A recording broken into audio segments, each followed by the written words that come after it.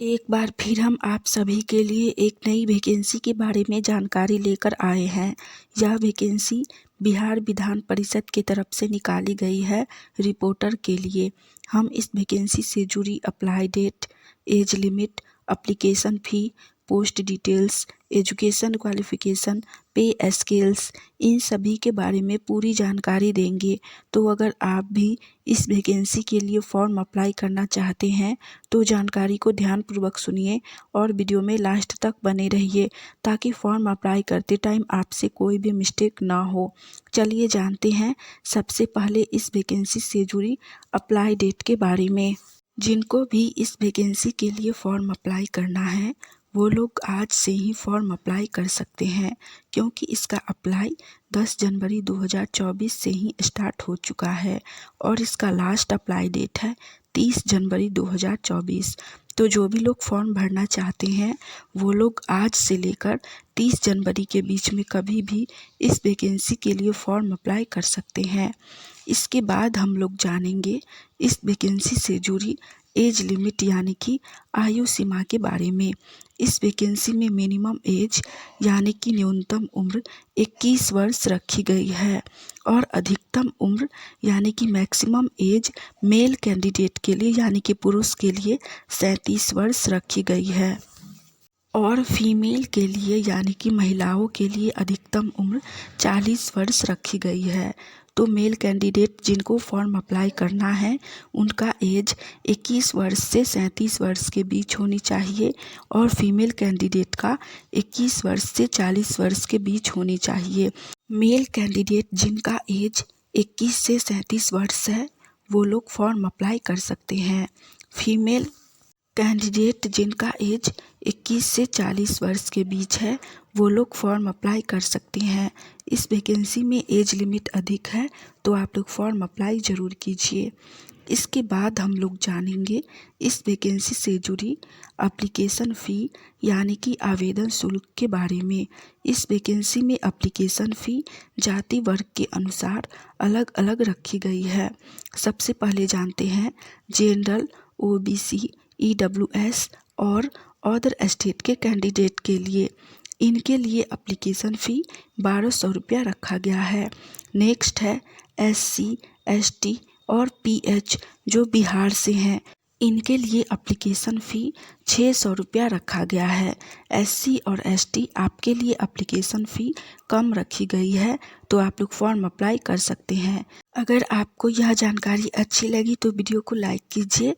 साथ ही आप लोग जॉब की तैयारी कर रहे हैं और आने वाली ऑनलाइन या ऑफलाइन सभी प्रकार की वैकेंसी की जानकारी सबसे पहले जानना चाहते हैं तो आप सभी का अपना channel India number 1 GK GS को सब्सक्राइब करके नोटिफिकेशन ऑन कर लीजिए ताकि हम जैसे ही एक नई वैकेंसी की जानकारी लेकर आए तो वो सबसे पहले आप तक पहुँचे और आप उस वैकेंसी के लिए फॉर्म अप्लाई करके जॉब की तैयारी कर सके।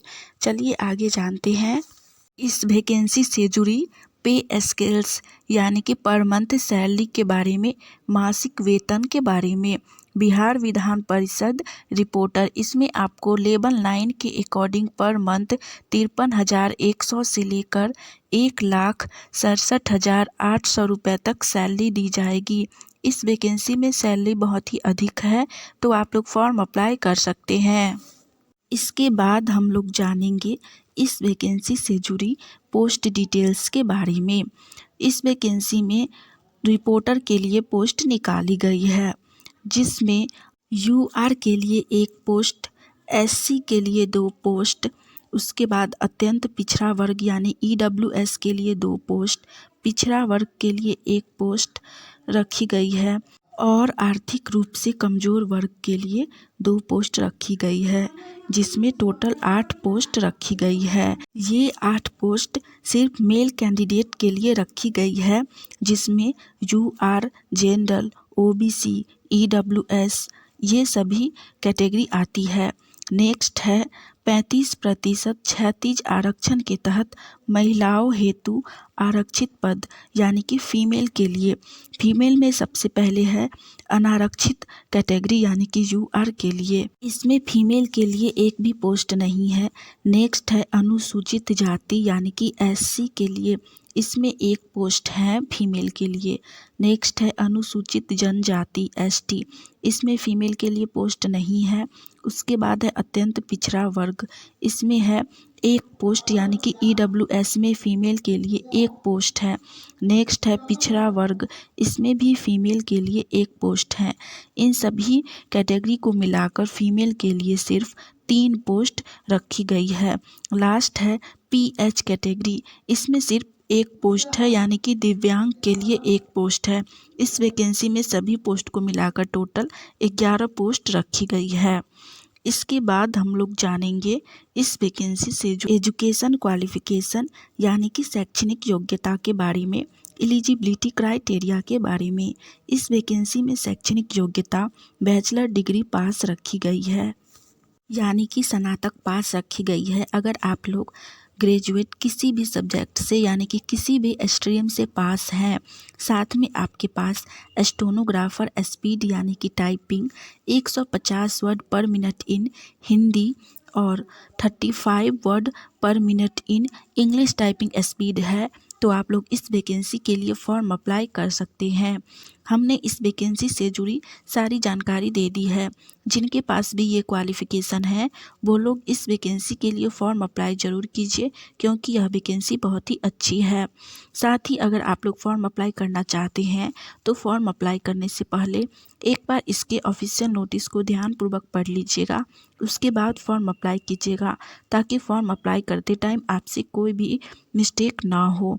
चलिए आज के लिए इतना ही, मिलेंगे हम आप सभी से फिर से एक नई वैकेंसी की जानकारी के साथ। तब तक के लिए आप सभी हमारे चैनल के साथ जुड़े रहिए। जय हिंद।